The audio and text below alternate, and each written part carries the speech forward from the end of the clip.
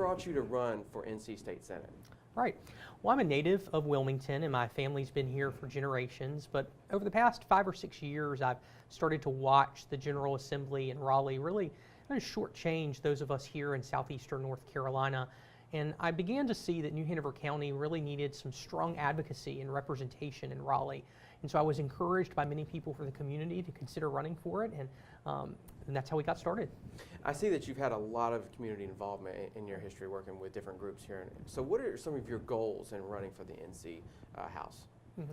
So one of the goals when in the state legislature is first to bring back our film incentive here in New Hanover County. That was one of the largest economic supporters of jobs here in this community. And in fact, we just saw an article this week from WECT that reported that Screen Gem Studios isn't producing anything right now. We've got to be cognizant of the industries that support the families here in Wilmington and New Hanover County, and that's one example of that.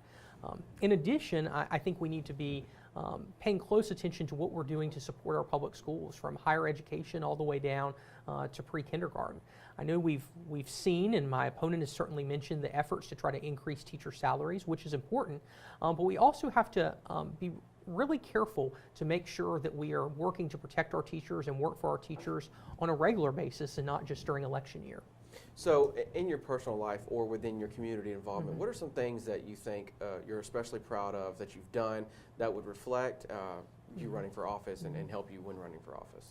Well, one accomplishment that I'm most proud of is receiving the President's Voluntary Service Medal from George W. Bush when he was in the White House, recognizing my volunteer service in the community. And I say that because I think that serving in the legislature is first and foremost a service job. And it's important for us to recognize that and carry over those commitments to service when we're in office. Now, with your community involvement, I know you've been out here in the community, you've lived here, you know New Hanover County, you know Wilmington, but have you faced any challenges that when campaigning here in this county, specifically when it comes to trying to attain office? Well, I think every campaign comes with its great weeks and then its difficult ones as well. This is one of the most competitive state Senate races in North Carolina, so you always face obstacles along the way. But fortunately, we've had so much support from members of the community, of Republicans and Democrats and independent voters alike. Now, when you're out in the community, I know you're talking to people, you're holding forums, you're sitting down having tea with locals. And oh, really, you know about that, yeah. Yeah, really okay. getting to know them. Yeah. What is their feelings on the voter ID law that you've heard, and do you think it's really going to affect turnout here in North Carolina?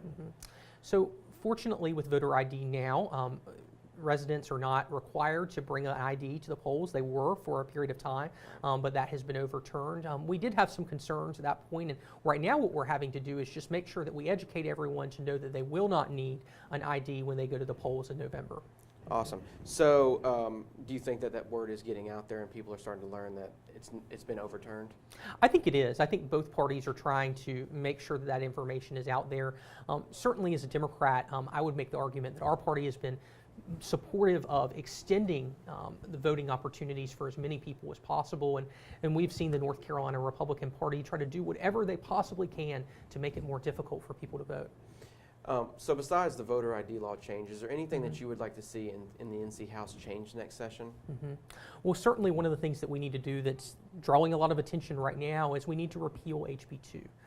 Regardless of what one's initial thoughts were about the legislation, we're seeing how much it's draining from our economy. We've lost about $395 million to where we are right now in September from North Carolina in revenue that will be coming in as a result of this harmful piece of legislation. So we need to work together with both chambers to make sure that we repeal it. HB 2 is a big topic here in North Carolina because of how much we have lost. When you're getting out with young voters and you're talking to them, what are some of the things like HB 2 or in general that you can do to appeal to them and maybe get them to the polls to sway them? Right. Well, I think first it's giving them the opportunity to take leadership within a local race. I think as we were talking about beforehand, it's much easier for younger people to pay attention to the national races because they see it on social media and everywhere they go. But one of the things that we have done is involve so many young people from around the community in the actual work of the campaign as volunteers, which has given them a chance to say, hey, this is a race that I can really make a difference in. And I think the more that we do that as candidates and elected officials, the more that we draw attention to local and state politics, which is healthier for all of us. I know you're making great strides at the college level. You're getting your troops out there. You're going to the political science classes and the other science classes to get volunteers. Is there any other ways that you're trying to appeal to the younger crowd out in the public besides at the college level? Well, I will say the college level is one small example. I mean, we have volunteers from middle school or high school students all the way up to senior citizens who are in their 90s, in fact. And so there's kind of the wide range of our scope of volunteers. But in terms of other young people, I mean, we have a young professionals fundraiser and gathering coming up this week as well. I mean, we target people very closely, not just by age, but by neighborhood, where they are in the community.